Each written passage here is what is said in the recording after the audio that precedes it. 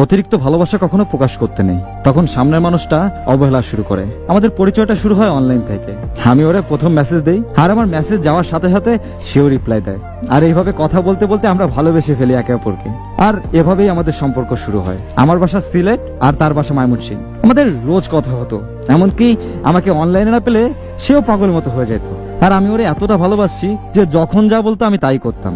আমি ওরে এতটাই ভালোবাসি যে খাবার সময়ও পাশে ফোন নিয়ে বসতাম। রাতে ঘুম ধরলে ফোনে সাউন্ড হাই করে ঘুমাতাম, যাতে সে মেসেজ দিলে আমার ঘুম ভেঙে যায়।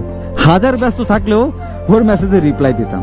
ওর সাথে ঝগড়া হলে বা রাগ করে থাকলেও আমি ফোনের দিকে তাকিয়ে থাকতাম যে কখন একটা কল আসবে। তাও আমাদের সম্পর্ক আলহামদুলিল্লাহ ভালোই চলতেছিল। তারপর আমরা পরিবারকে জানাই আমাদের সম্পর্কের কথা, আর আমাদের দুই পরিবার মেনে নেয়। কিন্তু তখন আমি ইন্টার সেকেন্ড ইয়ারে পড়ি। সে জানতো আমার বাবা নেই, বাবা ব্যবসা করতো, আর বাবা মারা যাওয়ার পর আমাদের ব্যবসা দেখতো আমার খালার জামাই। ধীরে ধীরে আমাদের বিয়ের কথা হয় দুই পরিবার থেকে। কিন্তু সমস্যা হয় ওর পরিবার আমাদের কাছে 20 ভরি সোনা চায়। এই কথা শুনে আমার মা ওদেরকে বলে যে আমি দিতে পারবো, কিন্তু দেখেন এত টাকা এখন দিলে আমাদের ব্যবসার অনেক ক্ষতি হবে, যা পরবর্তীতে আমার ছেলের জন্য সমস্যা হবে। আর ছেলেকে ফ্রান্স পাঠাবো বলে পাসপোর্ট জমা দিছি, ওই জায়গায়ও তার অনেক টাকা লাগতেছে। আমরা এখন মেয়েকে রিং পরায় রাখি, আমার ছেলে যাওয়ার পর পর তোমরা যা চেয়েছো তাই দিব।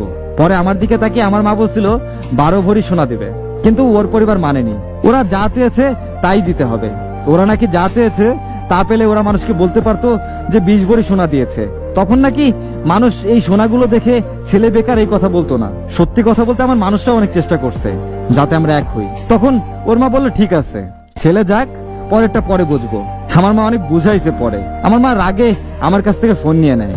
ওইদিকে সে অনেক কল দেয়, কিন্তু আমার কাছে ফোন ছিল না। এর কিছুদিন পর আমাদের আবার কথা শুরু হয়, কিন্তু ওই মনে মনে ভেবে নিয়েছে যে আমি ইচ্ছে করে ফোন ধরিনি। সে বলছিল আমার মা নাকি ওরে আনতে চায় না, কিন্তু আমার মা বলছিল দরকার হলে আমি হয়ে মেয়ের বাসায় যাব। আমরা দুই পক্ষ কথা বললে সুন্দর একটা সমাধান বের হবে। কিন্তু আমার মাকে আসতেও দেয়নি। আর ওই থেকে শুরু হয় আমার প্রতি ভালোবাসা কমা। আর তখন থেকে ইচ্ছে হলে মেসেজ করতো, ইচ্ছে হলে কল দিত। আর এইদিকে আমি তারে মেসেজ বা কল দিলেও সে অনলাইন থাকলেও আমার ফোন ধরতো না। কল দিলেও সে অনলাইনে থাকার পরেও আমার ফোন ধরতো না। কল বা মেসেজ যখন ধরতো না তখন কেন ধরনি এই কথা বললে সে বলতো তার কাছে এত সময় নেই। আর এভাবে আমাদের ঝগড়া শুরু হয়। কিন্তু সত্যি কথা, তার একটা মেসেজের জন্য আমি 6-7 ঘন্টা অপেক্ষা করতাম। আমি বলছিলাম আমার উপর বিশ্বাস রাখতে পারো, আমি তোমায় রানী করে রাখবো। কিন্তু সে আমার ভালোবাসা বুঝতে পারেনি। হঠাৎ একদিন সে আমাকে বলেই ফেললো আমার জন্য তার ভালোবাসা কমতে শুরু হয়েছে।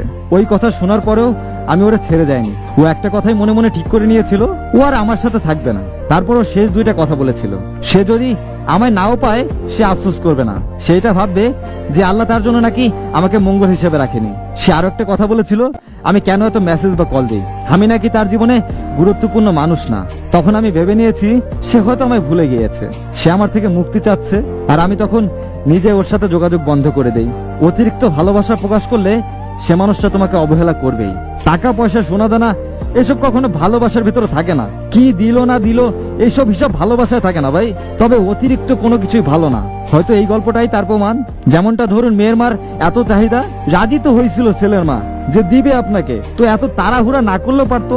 তারপর ছেলেটার অতিরিক্ত ভালোবাসা, যার কারণে সামনের মানুষটাও চলে গেল। তবে আমার মনে হয় এই গল্পে ভুল বোঝাবুঝিটাই বেশি ছিল, আর অভিমান, যেটাই সুন্দর সম্পর্কটাকে শেষ করে দিল।